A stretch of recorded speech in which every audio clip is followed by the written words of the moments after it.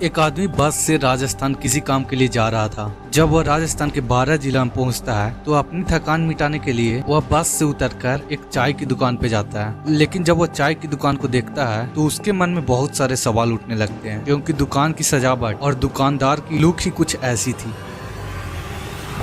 राजस्थान के अंटा के कृष्ण कुमार धाकड़ यूपीएससी की तैयारी कर रहे थे, लेकिन उनकी अब जिंदगी एक झूठे केस में उलझ गई है। किसी आदमी के जीवन को किस हद तक खराब कर सकता है, आपको पता चलेगा हमारे आज के इस वीडियो में। ये कहानी है राजस्थान की, जहां कृष्ण कुमार जी जो एक सोशल वर्कर थे, उनकी वाइफ ने उनके ऊपर डाउरी हरासमेंट का केस लगाया और इस केस के बाद उन्होंने सब कुछ छोड़ के नहीं मिलता है न्याय तब तक उबलती रहेगी चाय। मिलिए कृष्ण कुमार धाकड़ जी से, जिन्होंने एक धाकड़ और अनोखा तरीका अपनाया अपनी प्रोटेस्ट दायर करने का अगेंस्ट हिज वाइफ, जिन्होंने 498A के अंतर्गत उनके विरुद्ध डोमेस्टिक वायलेंस का एक केस फाइल किया। This side news x. तो चलिए शुरू करते हैं। आज जो मैं आपको बताने जा रहा हूँ वह एक सच्ची घटना पर आधारित है, और इससे आपको ये भी पता चलेगा कि हमारा देश, जिसे विश्व गुरु कहा जाता है, उसकी न्याय व्यवस्था कैसी है। तो चलिए स्टोरी को वहीं से शुरू करते हैं जहाँ से इंट्रो का अंत हुआ था। जब वह आदमी उस दुकान को देखता है तो दुकान पर एक सेहरा लटक रहा होता है, वही सेहरा जो शादी के समय दूल्हा पहने रहता है, और साथ ही वर्णमाला भी रखा होता है। यह देखकर ऐसा लग रहा था कि उसकी शादी टूट गई हो या शादी में कुछ ऐसा हुआ हो जिससे उसकी शादी न हो पाया हो, जैसे दुल्हन को भाग जाना, ऐसे ही कुछ। लेकिन जब वो आदमी उस दुकान का नाम पढ़ा तो उस पे लिखा हुआ था 498A टी कैफे। देखिए 498 एक धारा है, और ये वीडियो के आगे पता चलेगा कि आखिर इस दुकान का नाम ऐसा क्यों था। यहाँ तक फिर भी सब ठीक था, लेकिन मामला शुरू होता है जब वो आदमी वहाँ पे चाय ऑर्डर करता है। लेकिन जब दुकानदार चाय लाता है तो उसकी हाथों में हथकड़ियां बंधी हुई होती है, और ये सब देखकर उस आदमी को रहा नहीं गया, और वो आदमी चाय वाला से पूछ ही लिया कि भाई तुम्हारे साथ क्या कुछ हुआ है क्या। और यहीं से शुरू होती है हमारे देश भारत की न्याय व्यवस्था की कहानी। इसके पीछे का ये कारण रहा कि मेरी 2018 में यही शादी हुई थी। उसके पश्चात हम 2 से 3 वर्ष हम पति पत्नी दोनों अच्छे से हम जीवन यापन कर रहे थे, राजी खुशी जीवन जी रहे थे। और हम दोनों ने मिलकर एक मधुमक्खी पालन का उद्योग स्थापित किया। दीर्घायु के नाम से हमने अपना खुद का स्वयं का ब्रांड भी निकाला, जिसकी सराहना उस समय के मुख्यमंत्री आदरणीय शिवराज सिंह चौहान द्वारा भी की गई थी। किंतु इसके पश्चात मेरी पत्नी द्वारा किसी व्यक्ति के साथ मिलकर एवं अपने घर वालों के साथ मिलकर मेरे साथ षड्यंत्र किया गया, और वहां से मेरे जो इन्वेस्टमेंट के पैसे थे, कई लोगों ने मेरे बिजनेस में इन्वेस्टमेंट का पैसा लगाया था, वो एवं सारा बिजनेस ज्वेलरी सब कुछ लेके वो यहाँ आ गई। उसके पश्चात भी मैंने उसको कहा कि जो तू ले गई वो भी मुझे नहीं चाहिए, किंतु तू मुझे इन झूठे केसों में मत फंसाना।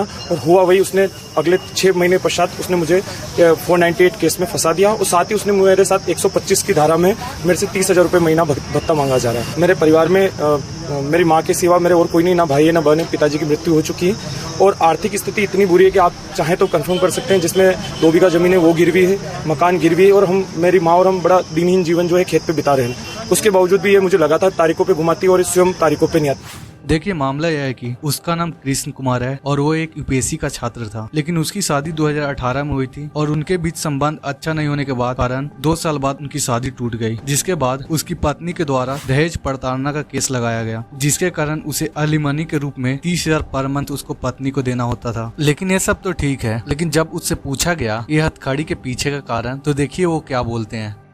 एक तरह से मैं सर हथकड़ी के पीछे का मेरा एक ही था कि मैं फ्री होते हुए भी सर बंधा हुआ, ना मैं कुछ कर पाता हूँ, ना बहुत सारी चीज़ें ऐसी होती है जो मेरे मस्तिष्क में लगातार घूमती रहती है सर। तो दिन भर आप चाय बनाते हैं तो खुद को यहाँ बांध के रखते हैं आप? सर इसके पीछे का रीज़न ये, बहुत कुछ करने की चाह भी मुझे कहीं न कहीं इस 498 जैसे केसेस में जकड़े हुई है सर। इससे मैं लगातार परेशान हूँ, इतना प्रताड़ित हो चुका हूँ कि फिर मैंने डिसाइड कर लिया कि मैं अपना विरोध का भी एक तरीका ऐसा ढूंढूंगा जो मैं यहाँ रहूँ और मेरी आर्थिक स्थिति पे भी किसी तरह का प्रभाव न पड़े, मेरा और मेरी माँ का जीवन यापन थोड़ा बहुत चल सके। तो इससे तो फिर मुझे चाय की दुकान सबसे कम पैसे में स्टार्ट हो जाती है, तो मुझे उचित लगा, फिर मैंने इसको स्टार्ट किया। इतना होने के बाद उनके पत्नी के द्वारा भी इसका काउंटर जवाब दिया जाता है। जब उसकी पत्नी से पूछा गया कि आप एक केस क्यों लगाई, तो वह तरह तरह की आरोप लगाने लगती है, जो कि आप वीडियो में देख सकते हो। मैंने डिवोर्स का केस लगाया क्योंकि मेरी और उनकी नहीं बन रही थी, क्योंकि बहुत सारी मेथड ऐसे थे कि हमने साथ में बिजनेस शुरू किया मधुमक्खी पालन का, बहुत अच्छा भी चल रहा था, ऐसा नहीं है, कहीं ना कहीं एक दूसरे को सपोर्ट भी कर रहे थे।